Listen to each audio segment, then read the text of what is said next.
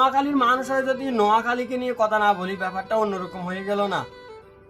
নোয়াখালী আজকে যে খেলাটা খেলছে, যদি এই খেলাটা যদি আরো 5টা ম্যাচের ভিতরে 2টা ম্যাচে এরকম খেলতো, তাহলে নোয়াখালীকে ধরার মতো এরকম কোনো খেলোয়াড় থাকতো না, র্যাঙ্কিংয়ে 1 নম্বর থাকতো।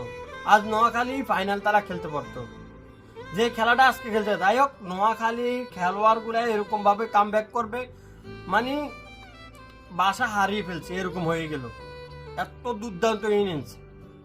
এই খেলাটা দরকার ছিল আমার 5টা ম্যাচের ভিতরে 2টা ম্যাচ যদি এরকম জিততো, কত ভালো হতো আমাদের জন্য, নোয়াখালীর জন্য কত ভালো হতো। দেখেন, সুমন সরকার 2 ম্যাচ ছিল না, 2 ম্যাচ হারে গেছে। মানে সুমন সরকার নাবি মানে এরা ছিল না, এই কারণে হারিয়ে গেছে।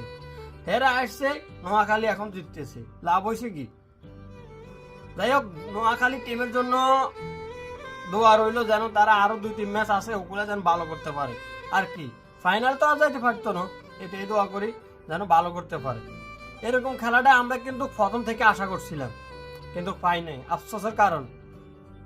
যাই হোক, হাজির তো সবাই আছে, সবাই ভিডিওটা দেখবেন, আর নোয়াখালীকে ভালোবাসেন, অবশ্যই ভিডিওটা শেয়ার করে দিবেন।